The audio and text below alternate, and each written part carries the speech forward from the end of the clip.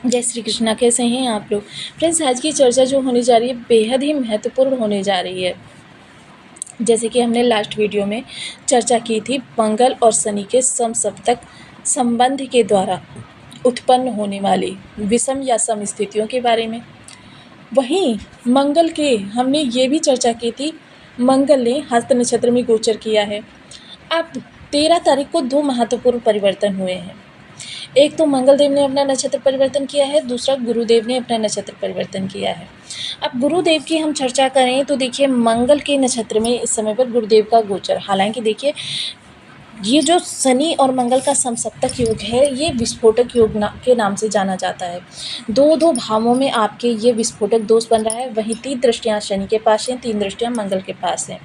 अब ये 6 दृष्टियाँ 6 भावों को प्रभावित कर रही हैं। 2 भावों में ये बैठे हुए हैं, जिसकी वजह से क्या है कि आपके बहुत सी चीज़ें ऐसी हैं जो आपके फेवर में नहीं हो पा रही हैं, आपके लिए निगेटिव वे में जा रही हैं।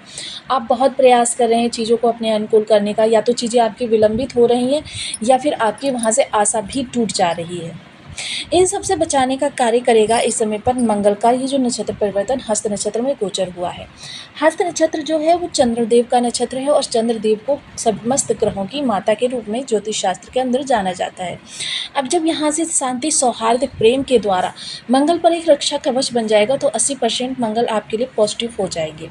वहीं गुरु का पुनर्वसु नक्षत्र में जाना और पुनर्वसु नक्षत्र का प्रथम पद जो है वह मेष नवांश के अंतर्गत आता है, जिसकी वजह से अब मंगल, क्योंकि देखिए मैं सदैव आपको बताती हूँ जब भी किसी ग्रह की हम शुभ या अशुभ स्थिति का विश्लेषण करते हैं उस समय पर ग्रह की, राशिपति की या फिर नक्षत्रपति, दोनों की स्थितियों को अवलोकित किया जाता है, जिसके द्वारा हमें पता चलता है वो ग्रह आपके लिए पॉजिटिव है तो कितना पॉजिटिव है, निगेटिव है तो कितना निगेटिव है। अब इन सभी स्थितियों से निकल कर अब यहाँ पर हम चर्चा करने जा रहे हैं गुरुदेव की, क्योंकि मंगल जब शुभ है तो देखिए नक्षत्रपति के अनुसार गुरु भी शुभतापूर्ण ही व्यवहार करने वाले हैं। गुरु और मंगल का जो ये संयोजन बन रहा है ये आपके लिए स्थितियों को आपके बेहद अनुकूल करने वाला है, क्योंकि ये जो इस समय धन संचयन के भाव में बन रहा है, धन जो आपका आता है, देखिए धन आता इस भाव से है, जाता इस भाव से है। 2 भाव हैं ये, धन, एक धन आने का, एक धन जाने का, लेकिन इसके बीच में एक भाव आ जाता है धन संचयन का, क्योंकि धन आने के बाद उस धन को आप कहीं ना कहीं व्यय भी करेंगे, पारिवारिक ज़रूरतों के ऊपर करेंगे, कुछ अपने ऊपर करेंगे, कुछ अपने शौक सुविधाओं पर करेंगे।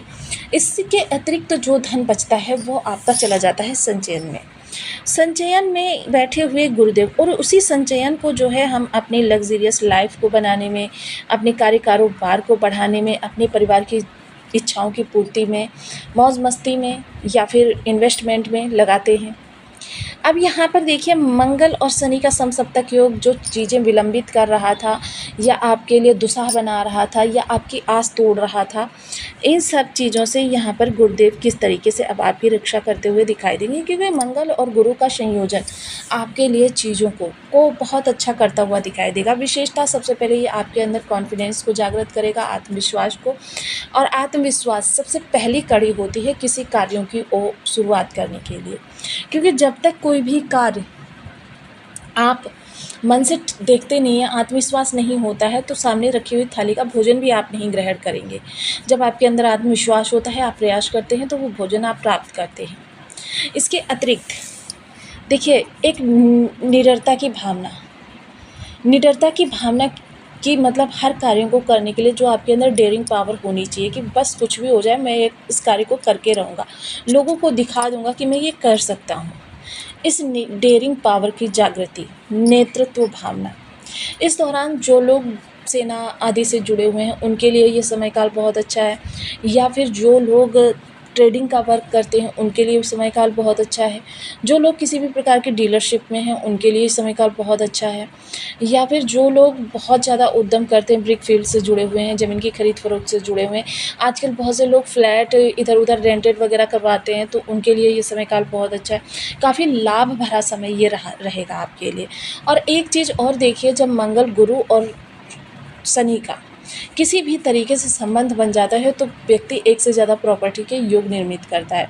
इस दौरान आपके जो ये देखिए क्या है कि कोई अगर आप डील करके कुछ करना चाह रहे थे, प्रॉपर्टी में इन्वेस्ट करना चाह रहे थे, या फिर आप कोई आपका इंक्रीमेंट होना था, या फिर आप जॉब चेंज करके सोच रहे थे कि आप अपने लिए कोई अच्छा सा फ्लैट, मकान या फिर भूमि, भवन, वाहन जैसी कोई चीज़ें खरीद फरोख्त करना चाहते हैं, तो आपके लिए यह समय काल बहुत ही उपयुक्त होने वाला है, क्योंकि गुरु की सकारात्मकता और मंगल की शक्ति एक दूसरे से मिल रहे हैं।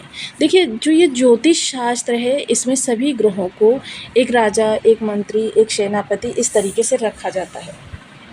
और इस समय राजा के मंत्री और सेनापति एक दूसरे का सहयोग कर रहे हैं, जिसकी वजह से चीज़ें आप बहुत जल्दी से अपने फेवर में कर सकते हैं।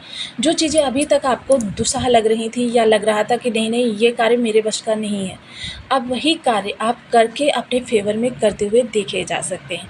तो देखिए, अभी इसी संयोजन के बारे में हम चर्चा को आगे बढ़ाते हैं, तो बने रहिए हमारे साथ इस वीडियो में एंड तक, आपको बहुत कुछ जानने के लिए मिलेगा। यदि आपके लग्न में 2 नंबर बना हुआ है तो ये राशिफल आपके लिए है। यदि कुंडली में कहीं भी चंद्रमा के साथ 2 नंबर बना हुआ है तो ये राशिफल आपके लिए। कुंडली ना होने की स्थिति में आप इसे नाम राशि से भी देख सकते हैं। यदि अभी तक आपने अपने इस चैनल को सब्सक्राइब नहीं किया है तो प्लीज़ सब्सक्राइब कर लीजिए, वीडियो को लाइक कर दीजिए, चैनल को शेयर कर दीजिए। इससे होगा क्या कि हमारे आने वाली हर वीडियो की नोटिफिकेशन मिल सकेगी आपको सबसे पहले। एक प्यार से कमेंट करना बिल्कुल ना भूलें, कमेंट से हमें बहुत मोटिवेशन मिलता है, हौसला मिलता है, और ये पता चलता है कि आप और क्या जानना चाहते हैं। सबसे पहले देखिए, गुरु जब यहाँ पर बैठेंगे तो यहाँ पर सबसे पहले जो आपकी वाणी का भाव है, तो डेयरिंग पावर, आत्मविश्वास, जिससे भी आप चर्चा करेंगे पूरे आत्मविश्वास से भरे हुए होंगे। और आत्मविश्वास से भरकर जब आप किसी से वार्तालाप करते हैं तो ये वाणी द्वारा संबंधित जो भी कार्य होते हैं उसमें आपको सफलता प्रदान कराएगा। जैसे कोई इंटरव्यू देना है, या डीलिंग करनी है, या फिर किसी रिलेशन में जा रहे हैं, या कोई रिलेशन आपको सुधारना है, ऐसी स्थितियों के लिए यह वाणी आपकी बहुत अच्छी होने वाली है। वाणी में थोड़ा सा अहंकार देखा जा सकेगा, लेकिन इस अहंकार को थोड़ा सा आपको ध्यान रखना होगा, क्योंकि देखिए, आत्मविश्वास और ओवर कॉन्फिडेंस, इन चीज़ों में अति आत्मविश्वास के बीच की पतली सी रेखा को आपको समझना होगा। अगर आप इसको समझकर कार्य करेंगे तो ये आपके लिए गोचर काल बहुत उत्तम रहने वाला है। धन संचयन के लिए बहुत अच्छा रहने वाला है।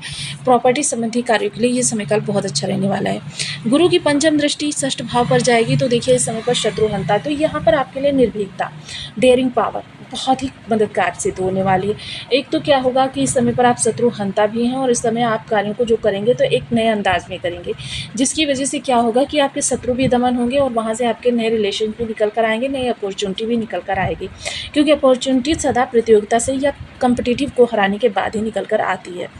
वहीं चर्चा करें अगर सप्तम दृष्टि की, तो अचानक धन लाभ के योग बनेंगे। अचानक कुछ ऐसे सोर्सेस आपको प्राप्त होंगे जिसकी वजह से क्या होगा कि आप लाइफ में और ज़्यादा आगे बढ़ सकें, पहले की अपेक्षा बेहतर स्थिति में जा सके। जीवन साथी यदि किसी कार्य में है तो उनके लिए भी अच्छे पद प्रमोशन या वेतन वृद्धि के योग बनते हुए दिखाई देंगे।